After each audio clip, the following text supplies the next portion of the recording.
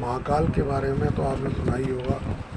महाकाल का सबसे प्राचीन मंदिर उज्जैन में स्थित है, जो विश्व प्रसिद्ध मंदिर है, जहाँ महाकाल स्वयं विराजते हैं। महाकाल के बारे में आपने जाना तो होगा, लेकिन आपको ये नहीं पता कि महाकाल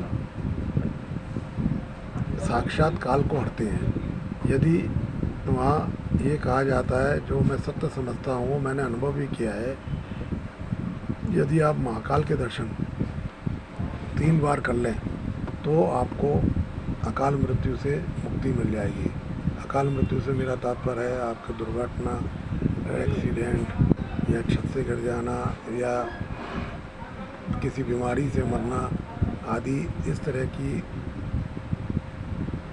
अकाल मृत्यु से आप बच सकेंगे और है ना, महाकाल की कृपा आपके ऊपर रहेगी। ये बात आपको नहीं मालूम होगी कि महाकाल की भस्म आरती होती है, लेकिन भस्म कहाँ से लाई जाती है।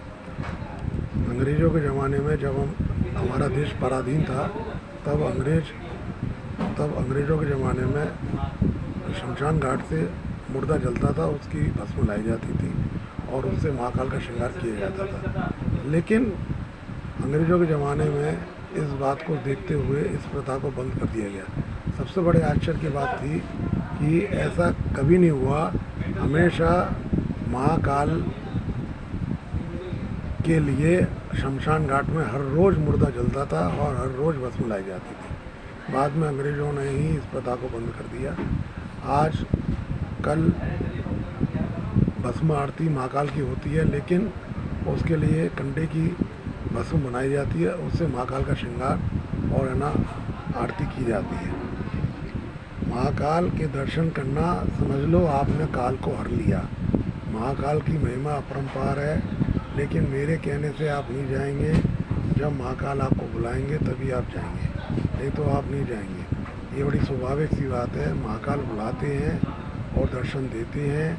गर्भगृह में महाकाल की सुबह 4 बजे से 5 बजे से लेके 2 घंटे तक लगातार महाकाल का अभिषेक, महाकाल का श्रृंगार, महाकाल की आरती, महाकाल का पूजा सब कुछ होता है। उस गर्भगृह में वो दृश्य बहुत ही देखने लायक है, परंतु आज के युग में ये संभव नहीं है।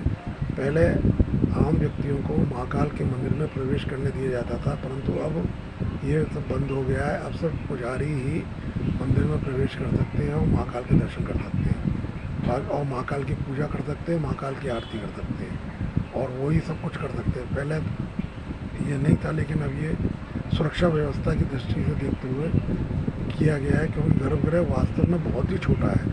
मैं कई बार गर्भगृह के दर्शन किए मैंने, और कई बार मैंने भस्म आरती की, महाकाल बाबा की ग्रहण की है और देखी है और उनका अनुभव भी किया है। उसी अनुभव के आधार पर आपको बता रहा हूँ। कोशिश कीजिए, महाकाल के दर्शन करने जाइए और आप अवश्य ही लाभान्वित होंगे।